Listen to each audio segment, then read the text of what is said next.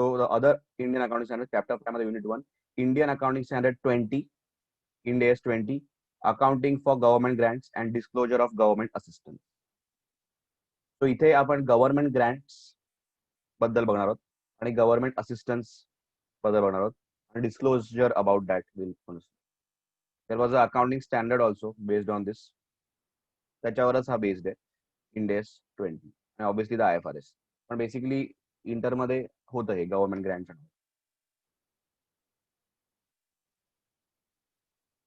So again a very light standard. तर काय हे नाही आहे याच्यामध्ये.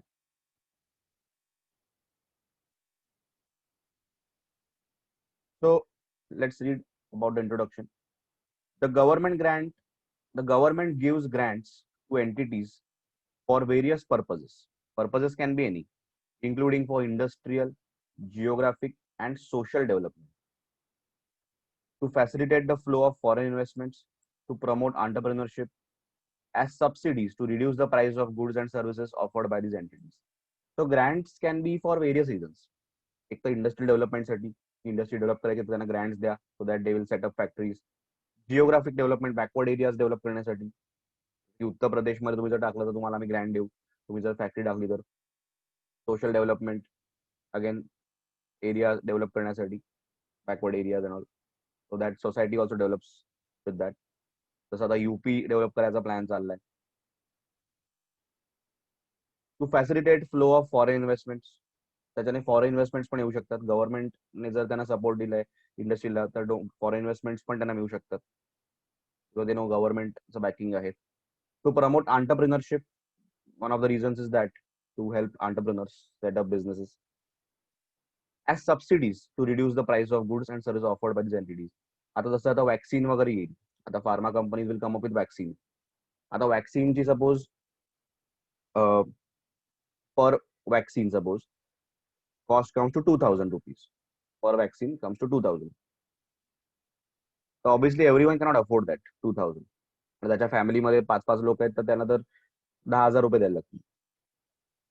सो गव्हर्नमेंट काय सांगेल फार्मा कंपनीला की तुम्हाला आम्ही सबसिडी देतो, तुम्ही 500 रुपयालाच विका, जे काय 1,500 वरचे ते आम्ही तुम्हाला देऊ. That is a subsidy. That is how even the railway tickets are subsidise. कारण इथे वेलफेअरचा पण पार्ट येतो की जर त्याने सबसिडी नाही दिली तर खूप कॉस्टली होतात गुड्स आणि सर्व्हिसेस आणि सगळ्यांना अफोर्ड होणार नाही. That is also a Grant. The Grant could be in different forms. आता ग्रँट मध्ये पण 2 प्रकार आहेत, मॉनिटरी म्हणजे मनी थ्रू, नॉन मॉनिटरी जसं की जमीन दिली, जागा दिली. Monetary, non monetary grants. Government grants may be significant for an entity and requires appropriate treatment in the books of accounts and disclosures in the financial statements to facilitate comparison with other entities and prior periods. Basically, government grant हे छोटी मोठी amount नसते, मोठी amount असते बऱ्यापैकी. आणि त्याचं accounting नीट झालं पाहिजे. At the same time that will facilitate comparison with other entities ज्यांना ग्रँट्स मिळालेत किंवा नाही मिळालेत. प्लस आपल्या प्रायर पिरियड बरोबर पण आपण कम्पेअर करू शकतो की यावर्षी ग्रँट मिळाला, आधी नव्हता, तर कसं अकाउंटिंग आहे वगैरे. So you can compare also. So Ind AS 20, the accounting for government grants, disclosure of government assistance, provides us the guidance on this. So याच्यामध्ये 2 पार्ट आहेत. Ind AS 20 should be applied for accounting and disclosure of government grants, disclosure of other forms of government assistance. There can be other forms also. एक grant आहे and there can be other assistance also. Government is helping you.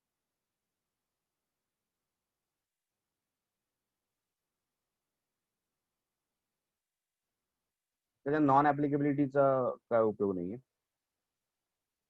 Government म्हणजे काय इकडे refers to government agencies, similar bodies whether local, national or international.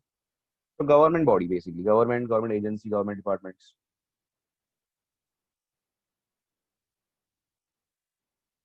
म्हणजे central government, state government or government departments, anything. Government assistance is the action by government designed to provide an economic benefit specific to an entity or range of entities qualifying under certain criteria.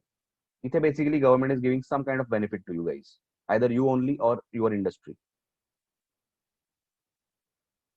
पण असिस्टन्सचा अर्थ त्याने म्हटलंय की it should not be normal part of business.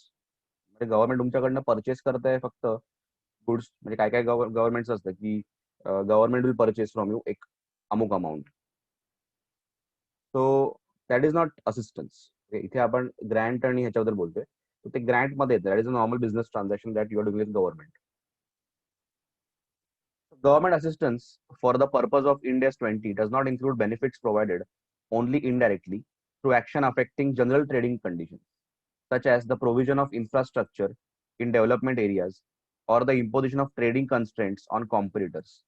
त्याने म्हटलंय government assistance does not मीन की गव्हर्नमेंटने तुमच्या एरियात रस्ते बांधले, ब्रिज बांधलं, सो दॅट तुमच्या बिझनेसला हेल्प होईल, तुमच्या एरियातल्या बिझनेसला हेल्प होईल, किंवा तुमच्या कॉम्पिटिटर्सवर त्यांनी काही रिस्ट्रिक्शन्स टाकले. मोठ्या प्लेयर सांगितलं की नाही, तुम्ही इकडे विकायचं नाही, तुम्ही एवढंच विकायचं, तुमच्याकडनं आम्ही घेणार नाही, आम्ही यांच्याकडनं घेणार, स्मॉल बिझनेस कडून आम्ही घेणार.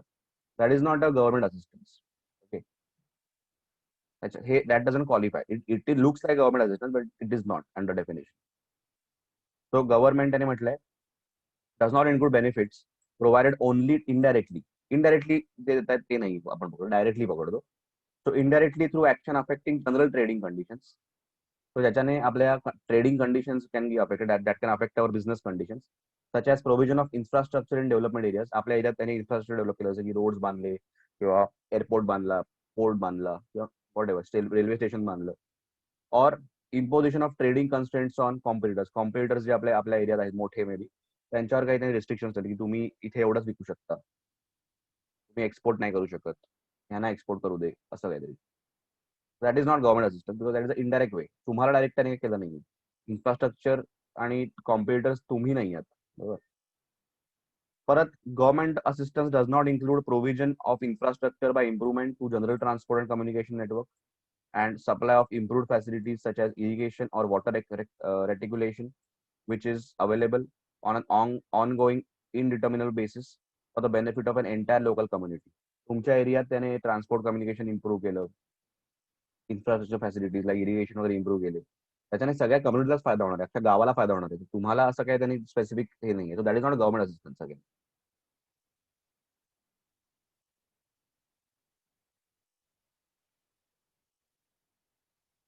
The assistance takes many forms, varying both in nature of assistance given and in the conditions which are usually attached to it. Assistance can be in many forms. फक्त आपल्याला आयडेंटिफाय करता आला पाहिजे, आणि त्याच्यावर कंडिशन्स पण असतील. इट कॅन बी कंडिशनल, असं केलं तर एंटिटीला असिस्टन्स मिळेल, नाही तर नाही मिळणार. The purpose of assistance may be to encourage an entity to embark on a course of action which it would not normally have taken if the assistance was not provided.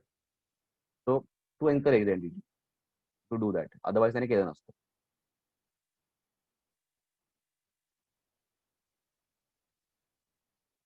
आता बघा example बघा. आता government कधी कधी त्यांना technical assistance देतं किंवा marketing advice देतं. स्पेशली जे प्रायमरी प्रोड्युसर्स त्यांना असे करतात की तुम्हाला आम्ही गायडन्स देतो, रुरल इंडस्ट्री जी आहे, कसं तुम्ही काय विका, कुठे मार्केट करा, कुठच्या मार्केटमध्ये टार्गेट करा. So free technical assistance about how to produce the goods or how to improve the production, marketing advice, and the provision of guarantees. Guarantee म्हणजे बँक्सला गॅरंटी दिली आहे गव्हर्नमेंटने की तुम्ही याला लोन द्या. जसं आता सध्या चाललंय की MSME लोन्स वगैरे चालले की government will give guarantee of the loans, collateral free loans. Provision of guarantees are forms of government assistance to which no value could be reasonably assigned. हे गव्हर्नमेंट असिस्टन्स आहे, मला व्हॅल्यू नाही assign होऊ शकत, त्याच्यामुळे मग आपण हे व्हॅल्यू नाही करू शकत बुक्समध्ये. तर फ्री टेक्निकल असिस्टन्स किंवा मार्केटिंग ऍडवाइस ह्याचं काय म्हणजे तुम्ही करणार. तो जरी पण इट लुक्स लाईक असिस्टन्स, पण इट इज नॉट, म्हणजे in this case.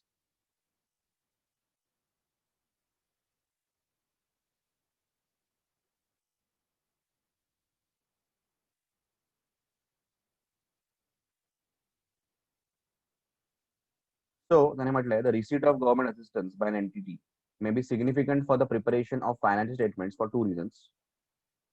Firstly, if resources have been transferred, an appropriate method of accounting for the transfer must be found. There should be some resource transfer happening. Secondly, it is desirable to give an indication of the extent to which the entity has benefited from the assistance in the report. किती benefit झाला ते पण आपल्याला quantify करता आलं पाहिजे.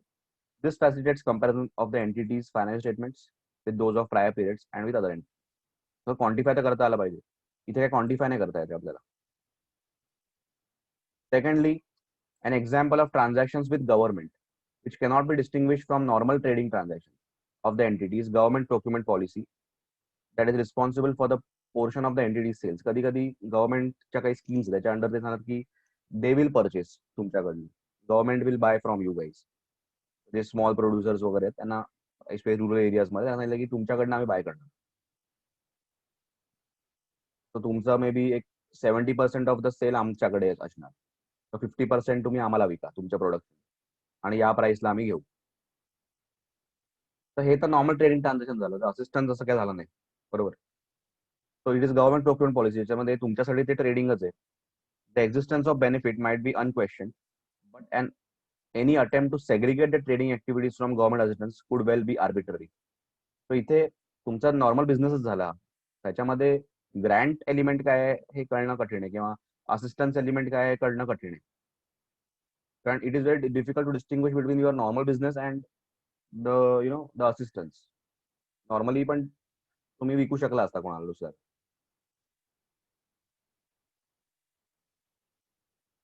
The significance of the benefit in the above examples may be such that disclosure of the nature and extent and duration of the assistance is necessary in order that the financial statements are not misleading. तो अशा केसमध्ये तुम्ही disclose करा की काय nature आहे, काय extend आहे, ड्युरेशन आहे असिस्टन्स. म्हणजे असिस्टन्स आहे डेफिनेटली, पण तुम्हाला ते क्वांटिफाय करता नाही येते, त्यामुळे तुम्ही डिस्क्लोज करा की असं असं आहे की this is the kind of assistance that we are getting. Government grants.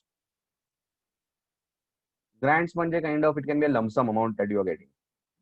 त्याला लमसम दिली आहे तुम्हाला. Are assistance by government in the form of transfer of resources to an entity in return for past or future compliance with certain conditions relating to operating activities of the entity. Obviously, grants are always conditional, की तुम्ही काही conditions Sangli की हे तुम्ही fulfil करा, की तुम्ही continuous 5 वर्ष अजून बिझनेस करा, एवढं प्रोडक्शन मीट करा, एवढं एक्सपोर्ट करा, जे काय कंडिशन आहेत ते.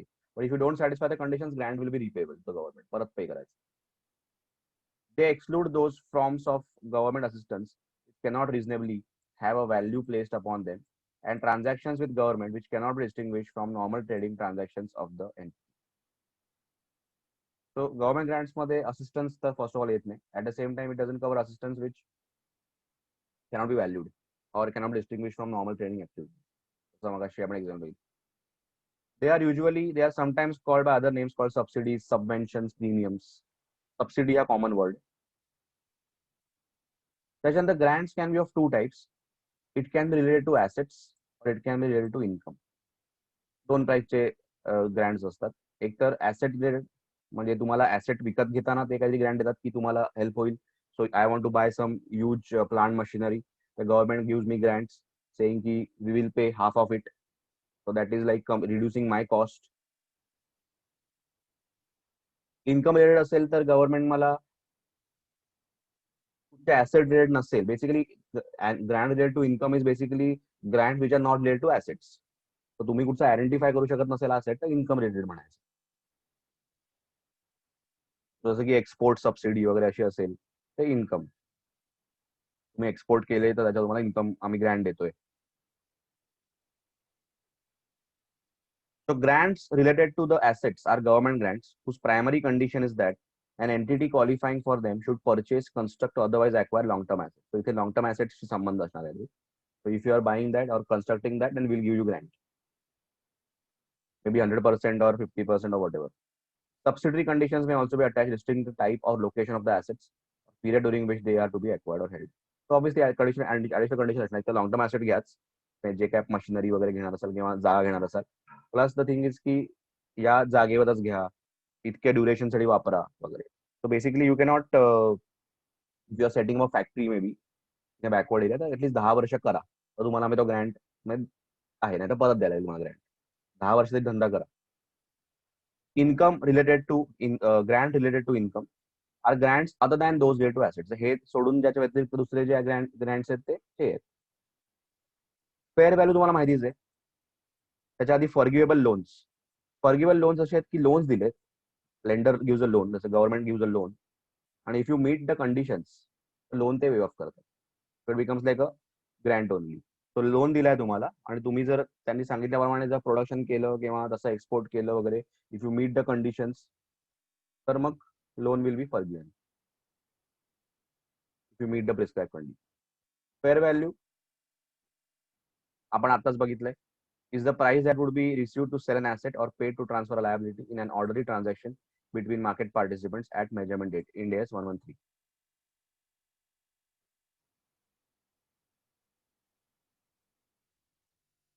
So recognition of grant. कधी बुक्स में रेकॉर्ड करू आपण? Recognition of government grant.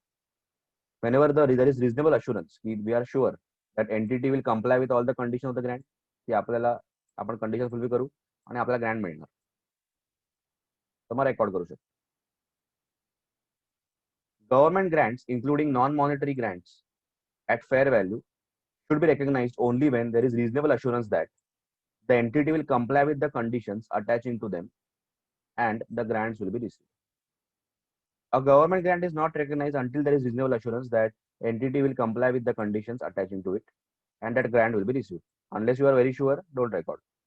Receipt of grant does not of itself provide conclusive evidence that conditions attaching to grant have been or will be fulfilled. तुम्हाला जरी पैसे मिळाले असते तरी पण इट इज नॉट कन्क्लुसिव्ह एव्हिडन्स की तुम्ही कंडिशन फुलफिल कराल. तर नसेल कराल, नसणार करत, तर मग तुम्हाला ग्रँट रिपे करायला लागेल परत. तर त्यामुळे डोंट रेकॉर्ड ओनली. तर तुम्ही यू आर नॉट शुअर की whether will be fulfilling condition. Just because पैसे आधी आले म्हणून काय तुम्ही फुलफिल करणार असं नाही. Government gives a grant of 10 lakhs for research and development of H1N1 vaccine to A Pharmaceuticals Limited. त्यासाठी दिलाय research development. There is no condition attach. जेव्हा कंडिशन वर काय नसते ना, लगेच पीएनएल मध्ये इन्कम म्हणून दाखवा. How examine how the government grant can be realise. Government grant be realise, condition नाहीये ना. So there is nothing to see. आणि त्याने ग्रँट दिलेला आहे आपल्याला. The entire grant recognise immediately in PNL, straight away income म्हणून दाखवा. Generally कसं असतं की काही कंडिशन्स वगैरे फुलफिल करायचे असतील ओव्हर पिरियड ऑफ टाइम, 3-4 वर्ष वगैरे, तर मग तसं आपण रेकॉर्ड करतो. We record as a deferred income in the liability side. आणि मग over the period of 5 years or 4 years जे काय पिरियड दिलाय आपल्याला कंडिशन फुलफिल करायला, तो एव्हरी इयर आपण थोडा थोडा इन्कम दाखवतो. Like depreciation. डेप्रिसिएशन मध्ये कसं आपण किंवा डिफर्ड रेव्हेन्यू एक्सपेन्स कसं करतो आपण, की पहिला आपण रेकॉर्ड करतो नंतर मग राईट ऑफ करत जातो. तसं इकडे उलटं, की इन्कम दाखवायचं लायबिलिटीमध्ये, deferred income, like advance income मिळालं म्हणून. मग एव्हरी इयर थोडं थोडं त्याच्यावरून प्रपोर्शनेटली पीएनएल ला क्रेडिट करत जाईल. जसं इथे बघा, the government gives a Grant of 10 lakhs for research and development of H1N1 vaccine to A Pharmaceutical Limited, even though similar vaccines are available in the market but are expensive.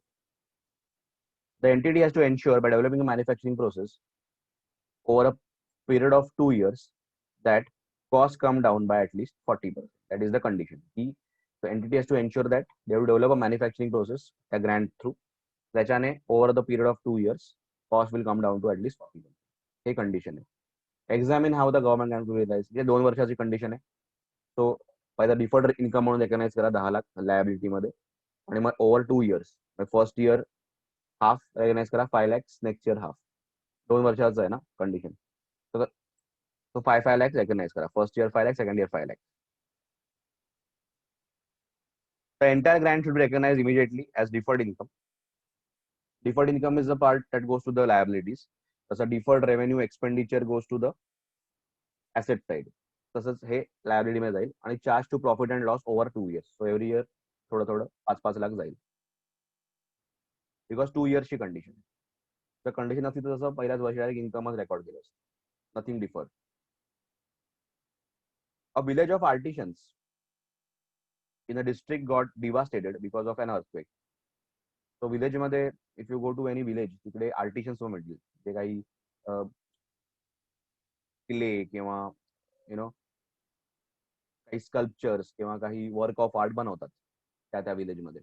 जसं गणपतीच्या मूर्त्या बनतात पेंडमध्ये वगैरे. तो प्रत्येक विलेजचा आपली एक खासियत असते. तो तिकडे एक विलेज डिवास्टेट झालं because of some earthquake. So A Limited was operating in that district. A Limited company was operating district and was providing employment to the artisans. So ते त्यांना काम द्यायचे. त्यांचं काम ते नंतर बाकी बाहेर विकायचे, एक्सपोर्ट वर करायचे. The government gave a grant of 10 lakhs to A Limited so that 100 artisans are rehabilitated over a period of 3 years. त्यांना त्यांनी 10 लाख दिले, सांगितलं की तुम्ही सी टू इट की ऍटलीस्ट 100 आर्टिस्टांना तुम्ही घर बी राहायला बिला देताय, सगळं करताय, त्यांना काम पण देताय. गव्हर्नमेंटने आता 2 लाख दिले. 10 लाखाचा ग्रँट अनाऊन्स केला आणि 2 लाख आता रिलीज केले. गव्हर्नमेंटचं कसं असतं माहिती आहे की गव्हर्नमेंट अनाऊन्स करतं पण तुम्हाला ते हळूहळू देतील. Examine how the Grant will B realised. आता इथे परत कसं आहे, 3 इयर्स आहेत. 3 इयर्सची कंडिशन आहे की तुम्ही 100 कार्टिशन्सला रिहॅबिलिटेट करा 3 इयर्स, आणि त्यांचं घर बी सगळं डिवास्टेड झालंय. त्यांना राहायला, त्यांना मे बी त्यांना घरं बांधा, त्यांना तुम्ही कामं द्या. 3 इयर्सचा टाइम दिलाय तुम्हाला. तो परत 10 लाख स्ट्रेट हे किती दिले वगैरे इम्पॉर्टंट नाहीये. 10 लाख रेकॉर्ड करा default income, divide over the period of 3 years. A Limited will recognize 10 lakhs as government grant and set it up as a deferred income and will recognize it in profit and loss over a period of 3 years as per the principles of Ind AS 20. Once a government grant is recognized, any related contingent liability or contingent asset is treated in the accordance with Ind AS 37 provisions, contingent liabilities and contingent assets.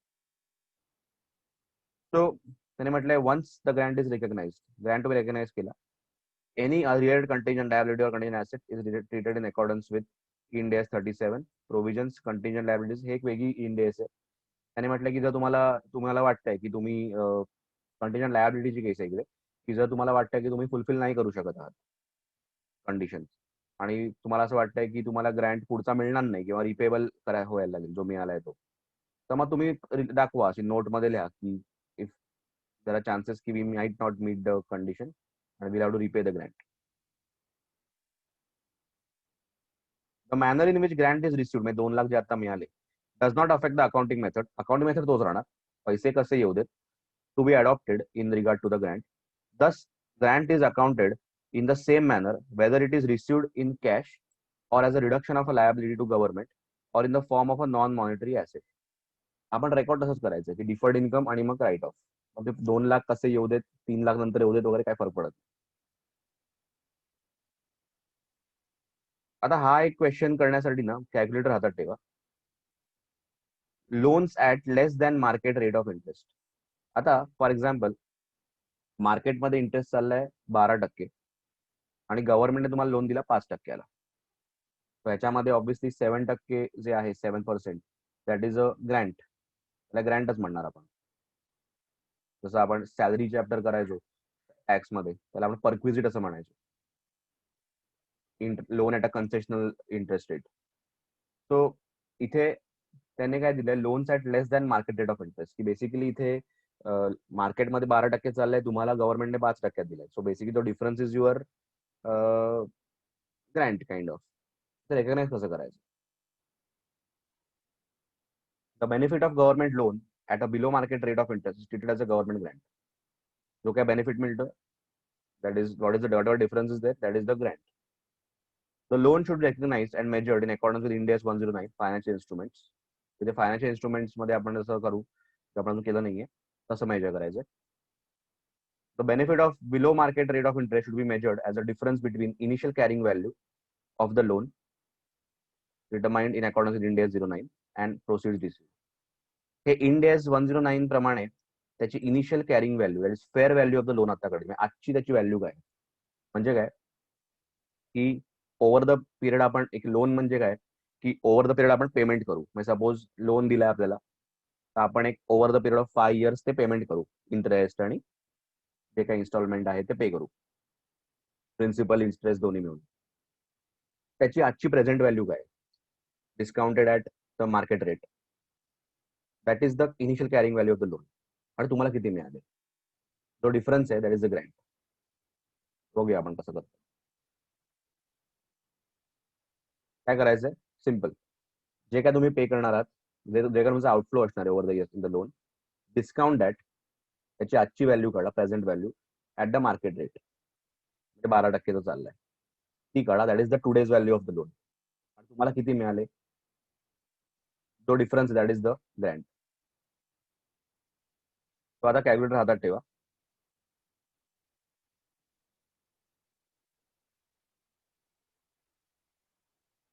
आता बघा, A Limited received from government a loan of 50 lakhs at 5% payable after 5 years in a bulleted payment. Bulleted payment म्हणजे काय, की दरवर्षी 5 वर्षाचं loan आहे. So every year will pay interest आणि last इयरला फुल पेमेंट करून टाकणार, बुलेट पेमेंट. म्हणजे suppose every year is paying interest of 2,50,000, फक्त इंटरेस्ट पे करणार, प्रिन्सिपल नाही, आणि लास्ट इयरला डायरेक्ट 50 lakhs पण पे करणार. बुलेट. तो लोन आहे 5%. Prevailing market rate is 12%. Clearly तुम्हाला 7%चा ग्रँट आहे इकडे. The interest is payable regularly at the end of each year. Calculate the amount of government grant and pass necessary journal entry. Also examine how the government grant will be realized. आता काय करायचं, तुम्हाला discounting माहितीच आहे. काय करायचं तुम्हाला सांगतो काय करायचं. हे पेमेंटचा फ्लो आहे आपला. यू कॅन सी 50 lakhsचं 5% घेतलं तर 2,50,000 येतं. 50 lakhsचं 5% घेतलं 2,50,000. So every year will be paying 2,50,000, 2,50,000, 2,50,000, 2,50,000. Even last year will be paying 2,50,000 आणि 50 lakhs also will pay. So आता काय करा, कॅल्क्युलेटर घ्या. तुमच्या कॅल्क्युलेटर मध्ये जीटी बटन आहे का, जीटी बटन कोणाच्या कोणाच्या जीटी बटन आहे. Anybody has a GT button in calculator. GT असेल तर आपलं काम अजून फास्ट होईल. येस सर आहे. ओके, कारण जीटी नसेल तर मग आपल्याला सेपरेटली डिस्काउंट करायला लागेल. ओके, पहिलं ज्यांच्याकडे जीटी बटन आहे त्यांना मी सांगतो काय करायचं, मग ज्यांच्याकडे नाहीये त्यांना सांगतो काय करायचं. नॉर्मली आपण काय करतो की हे 2,50,000, 2,50,000, 2,50,000, 2,50,000, हे 2,50,000 5 वर्ष ओव्हर द आलेले. काय करायचं, we can straight away multiply by the present value annuity factor. Okay, किंवा इंडिव्हिज्युअल डिस्काउंट करू शकतो. तो आता काय करायचं, 2,50,000 घ्यायचं, 2,50,000 डिवायडेड बाय, ज्यांच्याकडे जीटी बटन आहे त्यांना सांगतोय, डिवायडेड बाय 1.12, 12% डिस्काउंटिंग. आता 5 वेळा इज इक्वल टू करा, is equal to is equal to is equal to is equal to is equal to GT. किती येत आहे, 9,01,194. That is like multiplying 2,50,000 by the present value annuity factor. म्हणजे every year आपण discount करतो ना 12%च्या रेटने, त्याची टोटल घेऊन आपण डायरेक्ट मल्टिप्लाय केली. So that is like the present value of 2,50,000 over सरळ आली आता. तो 9 लाख आलाय सगळ्यांचं, म्हणजे ज्यांच्याकडे जीटी आहे त्यांच्याकडे 9 लाख आलाय का. ओके, आता ज्यांच्याकडे नाहीये त्यांना सांगतो काय करा, इंडिव्हिज्युअली तुम्हाला डिस्काउंट करायला लागेल बुकमध्ये. 2,50,000, 2,50,000, 2,50,000 असं 5 वर्षात लिहून घ्या आणि 12%चा डिस्काउंट रेट त्याच्या समोर लावा, 1/1.12, 1 is equal to is equal, सगळं मल्टिप्लाय करून टोटल सांगा मला जीटी. सेपरेटलीच करायला लागेल आपल्याला जीटी बटन नसेल तर नॉर्मल 2,50,000 लिहून घ्या. ओके, किंवा एक काम करा, हीच म्हणजे ज्यांच्याकडे जीटी बटन नाही त्यांना सांगतो की just write down these figures आणि त्याच्या समोर डिस्काउंट रेट लिहा 12%चा, मल्टिप्लाय करून मला टोटल सांगा किती. It will be this figure 3738. Okay, ज्यांच्याकडे जीटी बटन आहे त्यांना 9 लाख आलाय का, ज्यांच्याकडे जीटी त्यांना 9 लाख आलाय का.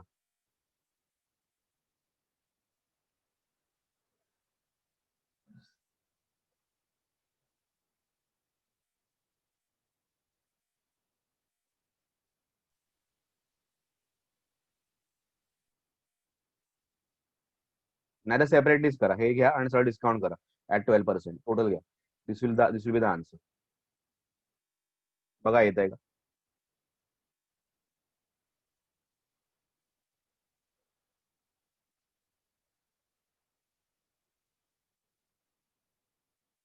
Is it coming.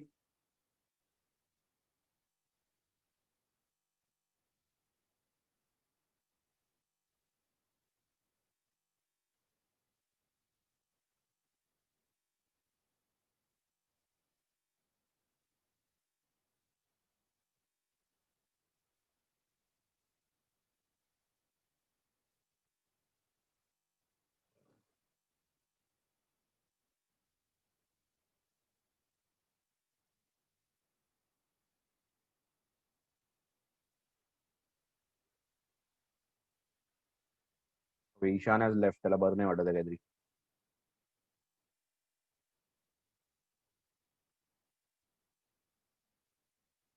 Just discount it normally at 12%. हा जो cash flow है, just discount it. The answer should be 37, 38, 328. That is the fair value.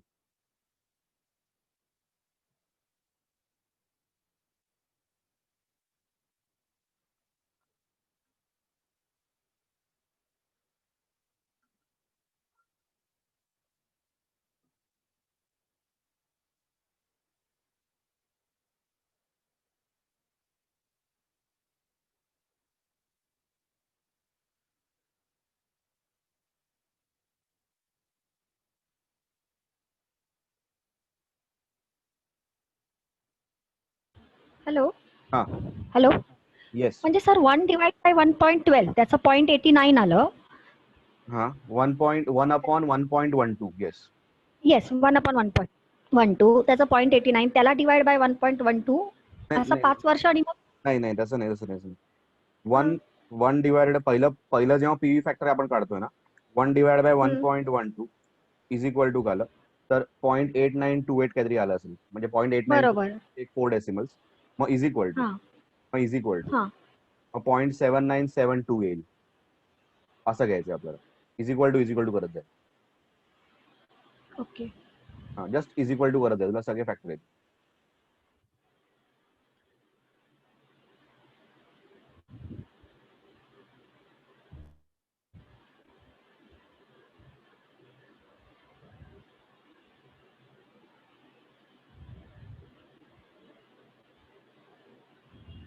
Okay, great.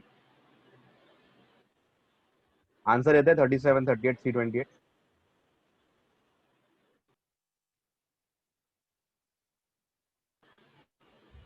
So I'll try later. नाही, take your time. Okay. Just ते figures लिहून घे, all the 5 years. त्याच्यासमोर PV factor लिहून घे. जसं मी बोललो की इज इक्वल टू करून 5 वर्षाचा येईल. मल्टिप्लाय कर, ऍड कर, फिनिश.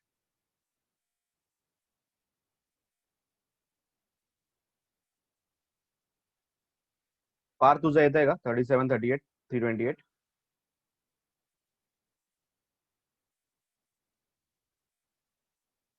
येस सर येते.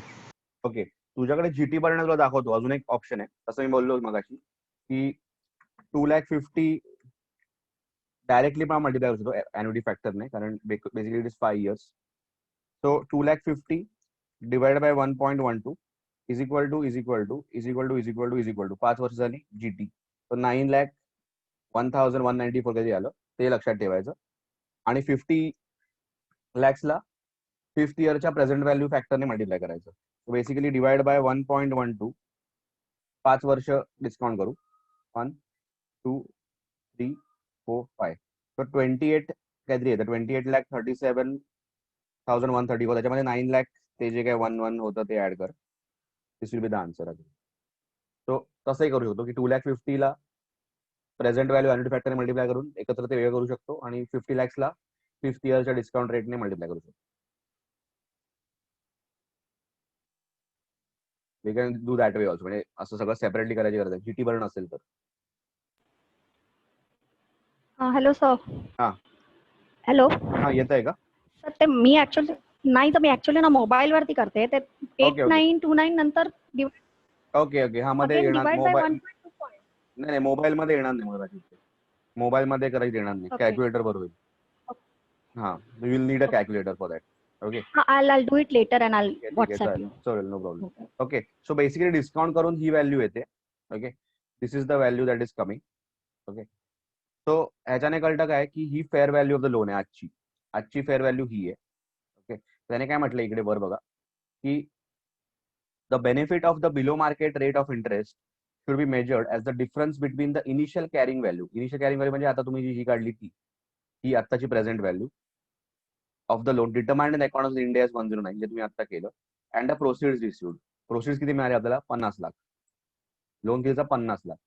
तो जो डिफरन्स आहे हा खाली 50 lakhs minus this, A Limited will recognize as 12,61,672 as the government grant and will make the following entry.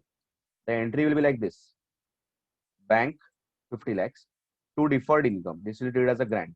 And बाकीची लोन. तर बाकी जे नॉर्मल लोन आहे ते लोनच राहणार, पण हे जे त्याच्यामध्ये जो फॅक्टर आहे, जो काइंड ऑफ डिस्काउंटचा जो factor that is treated as a Grant, जो तुम्ही काढला, की बेसिकली त्याची आत्ताची लोनची खरी व्हॅल्यू आज 37 आहे, पण तुम्हाला 50 लाख दिले, तर याचा जो डिफरन्स आहे that is treated as a loan. अशा केसमध्ये असं काढतात. आणि मग that deferred income will be recognise over the period of the loan. म्हणजे एव्हरी इयर थोडं थोडं तुम्ही इन्कम म्हणून क्रेडिट करायचं. So 12,61,672 is recognized in the P&L on a systematic basis over the period in which the A Limited recognizes as expense the related cost for which the grant is intended to compensate. So suppose ज्यासाठी हे loan दिलाय तो 5 वर्ष चालणार आहे, किंवा आता लोनही 5 वर्षाचा आहे, so over the period of 5 years you can right of, किंवा काही पुढे अजून कंडिशन तसं तुम्ही करू शकता. त्याने पुढचा सम कनेक्टेड आहे, त्याच्यामध्ये जसं दिलंय तसं आपण करू शकतो. तर इथे कसं आता हे करायचं, मेन तर आपलं झालं आन्सर, पण टेबल बनवायला लागेल की ओपनिंग बॅलन्स हा असा आहे. आता हे तुम्ही करू शकता कॅल्क्युलेटरवर, की ओपनिंग बॅलन्स तुम्ही इथून चालू करायचं 3738, that is the present value of the loan. मग त्याच्यावर इंटरेस्ट 12% ड्यू होतो आजच्या प्रमाणे. Okay, you are paying only 2,50,000. So काय करायचं, this plus this minus this. So closing balance will be 39,36,928. That will be the next year's opening balance. मग याच्यावर 12% accrue होणार, less you are paying 2,50,000 only, तो हा बॅलन्स राहणार. मग हा ओपनिंग बॅलन्स होईल. परत ह्याच्यावर 12% एवढं येतं. त्याच्यानंतर मग you are paying only 2,50,000. So again 44,08,000 balance राहतो. मग 44,08,000 त्याच्यावर इंटरेस्ट लेस 2,50,000 एवढा बॅलन्स राहतो. मग लास्ट इयरला आलो, हा balance, now you can see interest add झाला, and last year you are paying 52,50,000. So balance become nil. That is how you to show the accounting. So basically काय होतंय की आपण एवढंच पे करतोय, आणि this is the correct fair value. You can see की त्याच्यावर आपण हे करत गेलो तर लास्टला थोडा पे करून बॅलन्स नील होतोय. दिस इज अगेन करेक्ट. हा जी व्हॅल्यू आपण काढली ती बरोबर आहे. That is how the loan will be recorded. So basically ह्याचा एवढा काय उपयोग नाहीये, उपयोग ह्या एंट्रीचा. फक्त इकडे त्यांनी दाखवलंय की कसं वर्क होतं, की एवढं आपण इथून जर रेकॉर्ड केलं, इथे जर रेकॉर्ड केलं, तो every year will be paying this interest. हा आपण पे करत जाऊ. So and of the year it will be, last इयरच्या एंडला आपण 50,50 पे करू, तेव्हा बॅलन्स ऑटोमॅटिक नील होतो याचा. मी ट्राय करून बघू शकता कॅल्क्युलेटरने.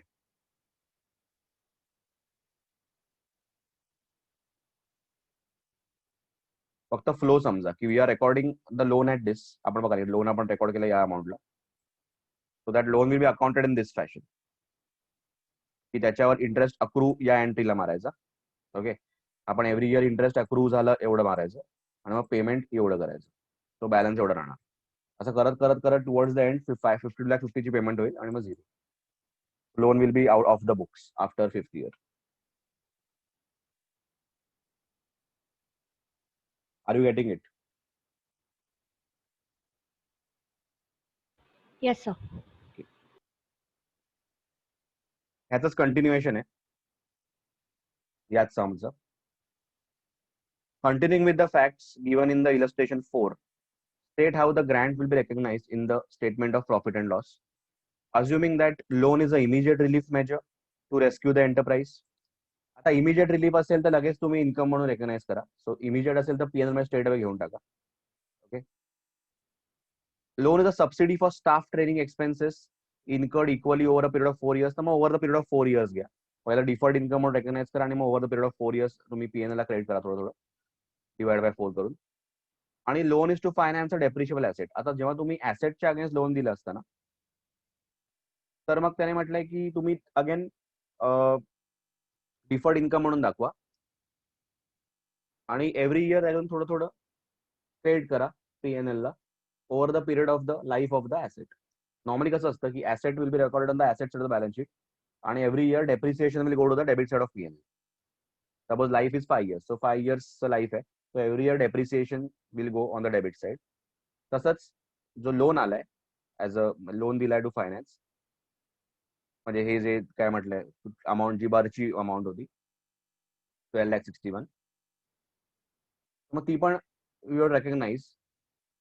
म्हणजे यू कॅन से पीएनएल मध्ये क्रेडिट करायची on the same basis over the life of the asset. म्हणजे जसं की suppose life of the asset is like 5 years, तर हे पण 5 years over the 5 years recognise करत जायचं. तो इथे म्हटलंय की 12,61,622 is to be recognized in P&L on systematic basis over periods in which A Limited recognizes as expense the cost for which the grant is intended. So जर त्याने दिलंय की immediate relief measure आहे, the loan is a immediate relief measure to rescue the enterprise, immediate recognized to P&L, कारण immediately आपल्याला expense incur करायला लागतील जे काय आहे ते, तर ते लगेच रेकग्नाइज करा. Loan subsidy for staff training expense असेल incurred equally over period of 4 years will be recognized in P&L over a period of 4 years. So deferred income and that. इथे loan is to finance depreciable asset of 12,61,622 will be recognized in the P&L on the same basis of depreciation. So ही जी amount आहे ही परत तुम्ही तशीच recognise करा जसं तुम्ही over the period of depreciation तुम्ही जसं डेप्रिशिएट करता तसंच तुम्ही ते पण रेकग्नाइज करा. बेसिकली डेप्रिशिएशनचा इफेक्ट पीएनएलच्या डेबिटला येईल, याचा इफेक्ट पीएनएलच्या क्रेडिटला येईल. So over the life of the debentures, life of the जो काय ऍसेट आहे तेवढं तुम्ही घ्या.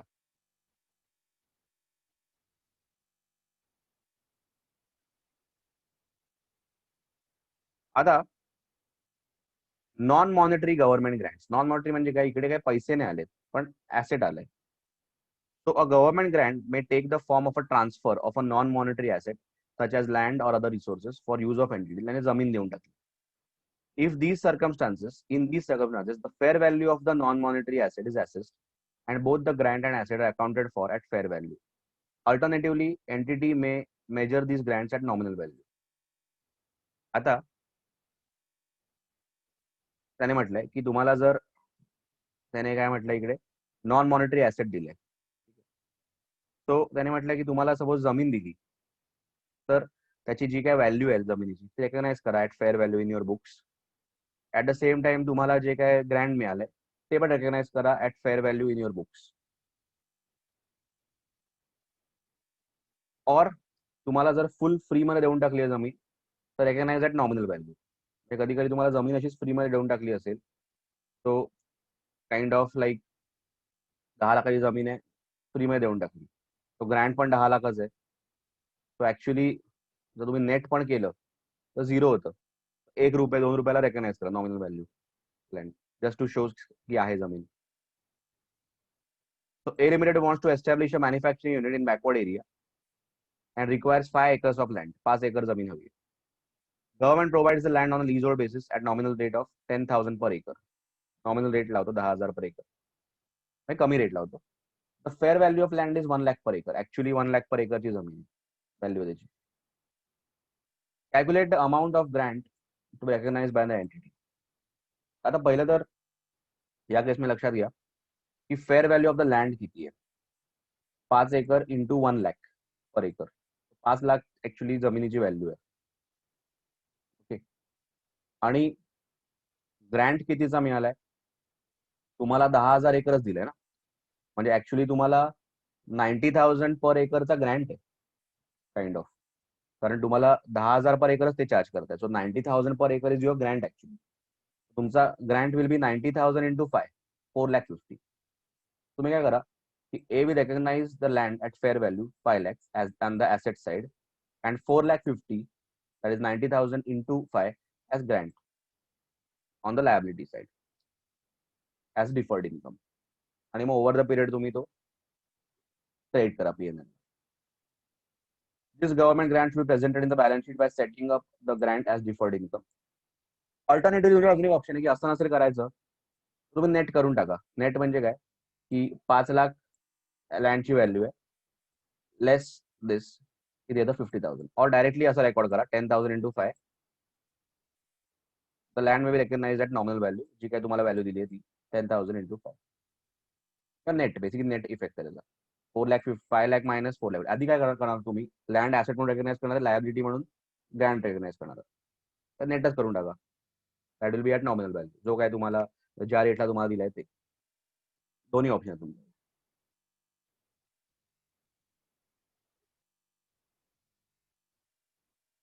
त्याच्यानंतर A Limited establishes solar panels to supply solar electricity to its manufacturing plant. So they establish solar panels for its own plant. The cost of the panel is 1 crore with a useful life of 10 years. 10 वर्षाचं life आहे आणि 1 crore पण हे स्वतःच त्याने हे केलंय, खर्च केलेत. The depreciation is to be provided on straight line method. Straight line म्हणजे डिवाइड बाय 10 होणार straight away. Every year 10 lakh जाईल. Government gives 50 lakh as subsidy. आता लक्षात घ्या, जेव्हा पण आपण मगाशी बघितलं डेप्रिशिएबल ऍसेटच्या अगेन्स्ट जर लोन असतं, ग्रँट असतं, तर एक दोन ऑप्शन आहेत तुमच्याकडे. एक तर तुम्ही स्ट्रेट त्याच्या अगेन्स्ट नेट करून टाका, म्हणजे 1 crore मधून मायनस करा स्ट्रेट. व्हॅल्यू किती होते? 50 लाख. सो ऍक्च्युअली तुमची cost of solar panel 50 lakhs होईल आणि मग डिवाइड बाय 10 करा. 50 lakh डिवाइड बाय 10 मग एव्हरी इयर 5 lakhs डेप्रिशिएट करा. और तुम्ही ऍसेट 1 crore ठेवा आणि डेप्रिशिएट करत जा दरवर्षी 10 लाख 10 लाख.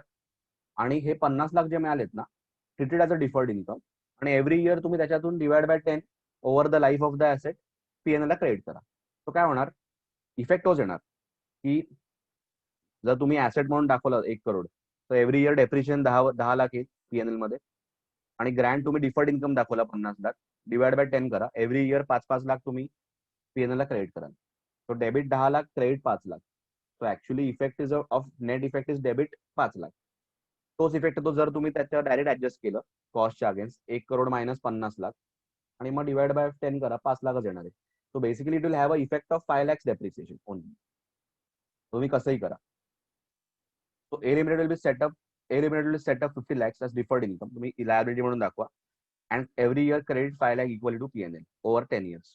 5 lakh म्हणजे over the life of the debenture, life of the asset. और दुसरं काय करू शकता की स्ट्रेट अवे डिडक्ट करायचं अगेन्स्ट आणि बॅलन्स अमाउंट वर डेप्रिशिएशन दाखवा. 50 lakhs वरच तुम्हाला डेप्रिशिएशन दाखवायला लागेल. Are you getting it what I am saying? कळतंय का? Should I show it in Excel?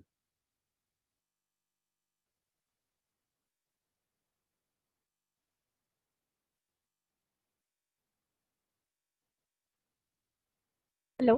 हा. हॅलो. हा, दाखवाल का एक्सेल मध्ये पण? या.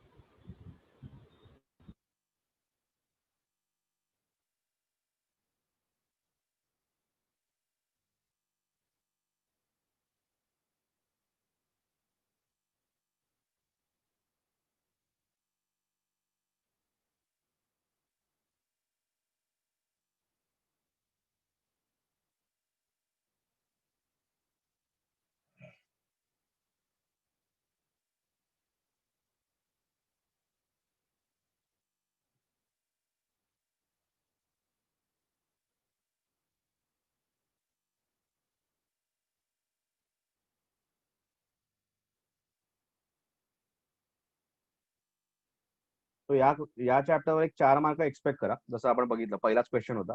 एक 4 marks वगैरे एक्सपेक्ट करायच्यावर 4 मार्क हातातले आपले. Okay. So I was showing कसं असतं. आता सपोज ही बॅलन्स शीट आहे, ठीक आहे. Just imagine this is a balance sheet. This is a balance sheet आणि इथे आपण हे पीएनएल बघूया.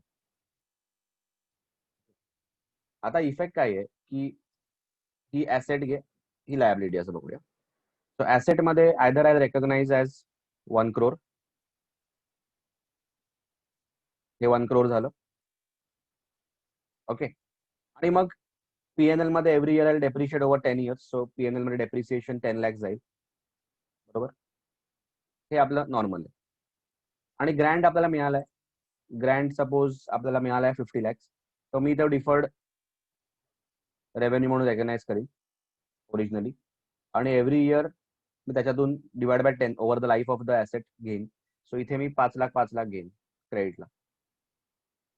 Actually, you can see the net effect of this transaction is that debit of 5 lakhs only. 10 lakh आणि credit of 5 lakhs म्हणजे actually debit of 5 lakhsच येतोय. So this is one method of doing it, की तुम्ही asset म्हणून recognise करा तसंच आणि depreciate करत राहा आणि ग्रँड जो मिळालाय 50 लाख टुवर्ड्स द ऍसेट तुम्ही वेगळा रेकग्नाइज करा as liability deferred revenue income आणि एव्हरी इयर तुम्ही over the life of the asset तुम्ही क्रेडिट करत जा. So basically at the end of the year ह्याची व्हॅल्यू राहणार 45 lakhs आणि ह्याची व्हॅल्यू राहिली असेल 90 lakhs बिकॉज यू डेबिटेड ना आउट ऑफ दॅट.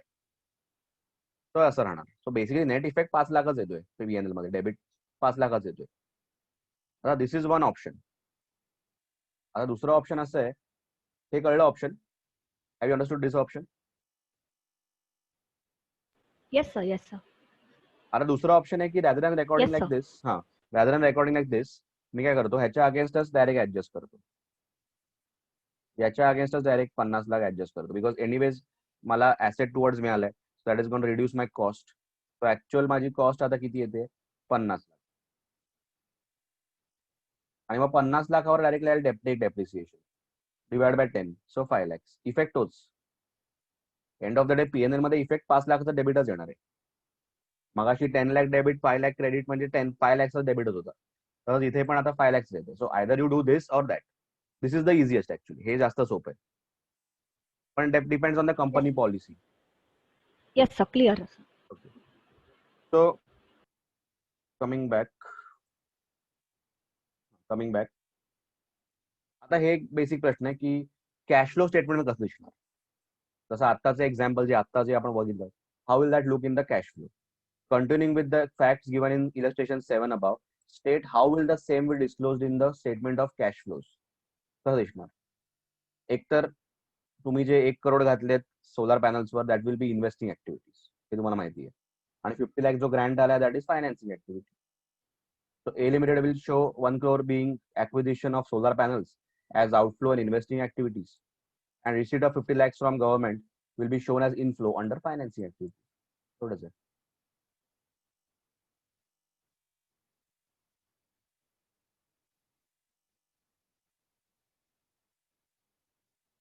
ह्याच्यातला हा सेकंड सम जो आहे ना, तो एक्झॅक्टली आता आपण जो केला ना डिस्काउंटिंग वाला, तो आहे. So you can practice that by your on. त्याच्यानंतर हा एक प्रश्न आहे, ABC Limited has received the following grants from the government of Delhi for its newly started pharmaceutical business. So वेगवेगळे ग्रँट मिळाले, तर आपल्याला कसं रेकग्नाइज करायचं ते बघायचं. 20 lakh received for immediate startup. Immediate म्हटलं लगेच पीएनएल ला क्रेडिट करून टाका, विचार पण करायचा विदाउट एनी कंडिशन. आपला हा पहिलाच प्रश्न होता आहे. त्याच्यानंतर 50 lakh received for research development of drugs required for treatment of cardiovascular diseases for the following conditions. That drug should be available to the public at 20% cheaper. हे तेच झालं, ते 40% cheap होतं ना example, from the current market price, and drug should be in accordance with the quality prescribed by the World Health Organization. किती period दिला आहे? जो काय पिरियड दिला नाहीये, जो काय पिरियड असेल 2 years 3 years, तो over that period recognise. So first recognise deferred income, and त्याने म्हटलंय की हे तुम्हाला 4 वर्षाचा टाइम दिलाय to reduce the price to 20%. तर मग तुम्ही ओव्हर द 4 years तुम्ही रेकॉर्ड करा. असं एक्झाम्पल होत आहे की 2 yearsचा टाइम दिलाय, 40% प्राइस रिड्यूस, तसं आहे. मग 2 acre of land, fair value 10 lakh received for setup plant. हे मगाच सारखं आहे की तुम्ही तुम्हाला जर लँड दिली आहे तर लँडची फेअर व्हॅल्यू रेकॉर्ड करा, ग्रँट रेकॉर्ड करा, लायबिलिटी पण ग्रँटची व्हॅल्यू, नाहीतर तुम्ही नेट करून रेकॉर्ड करा ऍट नॉमिनल व्हॅल्यू. त्याच्यानंतर 2 lakh रिसिव्ड फॉर परचेस, हे परत आता तसंच आहे की 2 lakh received for purchase of 10 lakh. आता जे बघितलं ते नेट करून रेकॉर्ड करा, either 10 lakh either record at 8 lakhs and then depreciate, और 10 लाख रेकॉर्ड करा आणि मग 2 लाख डिफर्ड इन्कम दाखवून तुम्ही इन्कमला क्रेडिट करत बस ओव्हर 5 years. सेम. तो आतापर्यंत सगळे एक्झाम्पल बघितले, सगळे मिक्स आहे त्याच्यात. How should ABC recognise the government grants, जसं बोललो होतोच. हा सम तोच आहे जो आता आपण डिस्काउंटिंग वाला बघितला. लास्ट सम मध्ये एवढंच आहे की MNC Limited has received a grant in nature of exemption of custom duty on capital goods with certain conditions related to export of goods under export promotion capital goods scheme of government of India. Whether the same is a government grant under Ind AS 20, government grant and disclosure of government assistance. If yes, then how the same is accounted for in it, how the same is accounted for if it is a grant related to asset or a grant related to income. आता इथे काय झालंय, इथे ना एक्झेम्पशन दिलंय custom ड्युटीवर, की त्याने capital goods म्हणजे बेसिकली फिक्स्ड ॲसेट्स इम्पोर्ट केले बाहेरून. ओके, म्हणजे for example plant machinery equipment जर इम्पोर्ट केलंय, तो एक्सपोर्टर आहे वाटतं, त्याने जर इम्पोर्ट केलं तर त्याला कस्टम ड्युटीवर एक्झेम्पशन दिलेलं आहे. Subject to that he exports under that scheme. तो त्यांना अशा एक्सपोर्टर्सला वगैरे इम्पोर्ट ऑफ कॅपिटल गुड्सवर एक्सपोर्टसाठी जे काय मशिनरी लागणार आहे त्याच्यावर त्यांना एक्झेम्पशन देतात. So हे exemption is given on the thing that you export. So actually हे जे exemption kind of आहे ना, you cannot say की it is related to the asset. So this is not a grant which is related to asset. It is actually related to income. कारण हे actually तुमचं एक्सपोर्टशी related आहे. तुम्ही export कराल तर तुम्हाला कस्टम ड्युटी एक्झेम्पशन मिळेल वगैरे. So basically export related. So it is a grant first related to income, ते एक आहे. आणि जसं काय तो एक्झेम्पशन मिळत जाईल आपल्याला तसं आपण रेकॉर्ड करू, जसं आपण इन्कम दाखवू. That is the only thing. तसं आपण तो ग्रँट रेकग्नाइज करू. दिस इज अ ग्रँट डेफिनेटली, पण नॉट रिलेटेड टू ऍसेट. तसं आपण मगाशी बघितलं तसं नाहीये, इन्कम रिलेटेड आहे.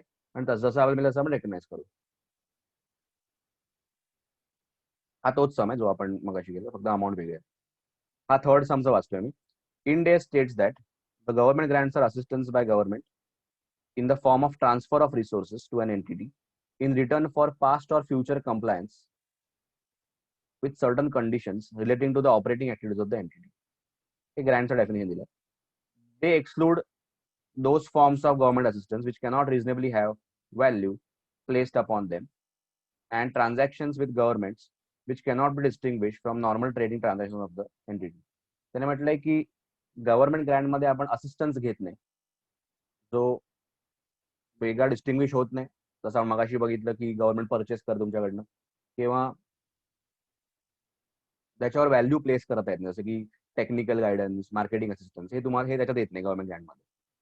Okay, maximum we can disclose that in accordance with the value in the given case. Exemption of custom duty under the EPCG, that is Export Promotion Capital Goods Scheme, is a government grant and should be accounted for as per Ind AS 20.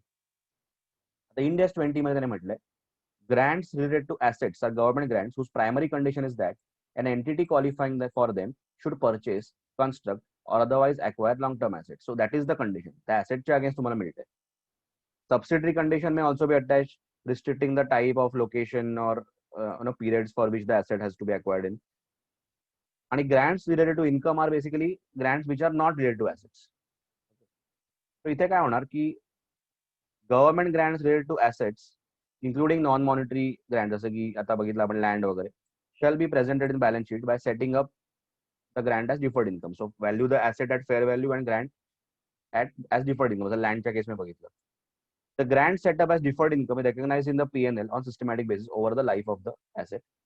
Alternatively, the amount can be deducted from the cost and depreciation will be charged and the value of the asset. आपण आता बघितलं solar पॅनलच्या केसमध्ये. So either तुम्ही वेगळं दाखवा नाही तर नेट करा. मग ग्रँट रिलेटेड टू इन्कम जे असतात त्याने म्हटलंय, grant which relate to income are presented as part of profit and loss either separately or under the heading other income. either तुम्ही वेगळं दाखवा नाही तर अदर इन्कम मध्ये क्लब करून टाका, दुसऱ्या इन्कम बरोबर ते पण ऍड करा. Alternatively, they can be deducted from the expense. Expense च्या तुम्ही adjust करू शकता. Now, in the given case, they are saying, based on the terms and conditions of the scheme, the grant received is to compensate the import cost of assets subject to an export obligation as prescribed in the EPCG scheme that does not relate to purchase, construction, or acquisition of a long-term asset. Hence, it is a grant related to income. इथे actually काय आहे, long-term assets related actually नाहीये. Actually, grant relates to the export. तू export करणार, तुला Grant मिळणार, म्हणजे custom duty एक्झेम्प्ट होणार. सो या केसमध्ये त्याने काय म्हटलंय, government Grant shall be recognised in P&L on systematic basis. जो काय तुम्हाला एक्झेम्पशन मिळणार आहे, recognize over a systematic basis over the period in which the entity recognized as expenses the cost for which the grants are intended to compensate. So जे काय तुम्ही export करणार आहात ओव्हर द इयर, जसं तुम्ही एक्सपोर्ट करत जाल त्या वर्षात, तसं तुम्ही ते रेकग्नाइज करा. डिस्कनेक्ट झालं. या सो बेसिकली इथे काय होणार आहे की इथे तुम्ही एक्सपोर्ट करत जाणार आहात, त्याने म्हटलंय जसं तुम्ही एक्सपोर्ट करत जाल, जसं तुम्ही खर्च करत जाल एक्सपोर्टसाठी, त्या बेसिसवर तुम्ही रेकग्नाइज करत जा. म्हणजे सपोज तुम्ही over the next 5 years export केलं, तसं तुम्ही त्या सिस्टमॅटिक बेसिसवर तुम्ही ते जे काही तुम्हाला एक्झाम्पशन मिळेल रेकग्नाइज करत जा other income. Grant related to income are presented as part of profit and loss over a period of 6 years, either separately or under general heading such as other income. Alternatively, they can be deducted in the reporting as expense. So either तुम्ही PNL मध्ये separate दाखवा किंवा दुसऱ्या income बरोबर दाखवा. जर तुमच्याकडे हे याच्या इन्कमला जास्त हे नाहीये, म्हणजे कमी छोटी इन्कम असेल, म्हणजे जास्त मोठी अमाऊंट असेल, दुसऱ्या इन्कम बरोबर क्लब करा, एकाच हेड मध्ये टाका अदर इन्कम म्हणून, किंवा तुम्ही जो काही एक्सपेन्स आहे त्याच्यातून मायनस करा, नेट करून टाका. 6 इयर्स म्हटले कारण त्याने सम मध्ये 6 इयर्स म्हटलं असेल.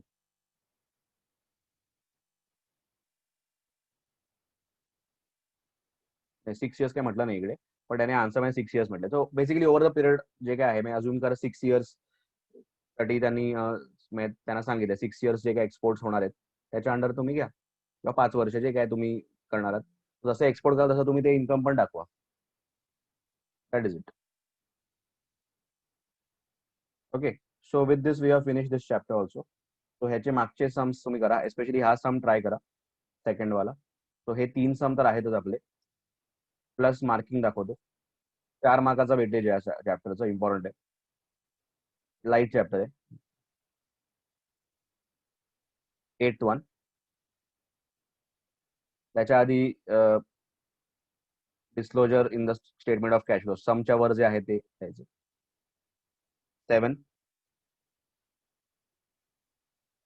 7 मध्ये पण presentation of in the balance शीटचं घ्या आणि मग हे लिहा.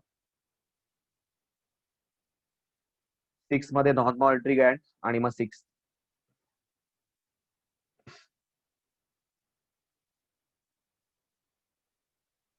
Fifth is a continuation of the 4th one.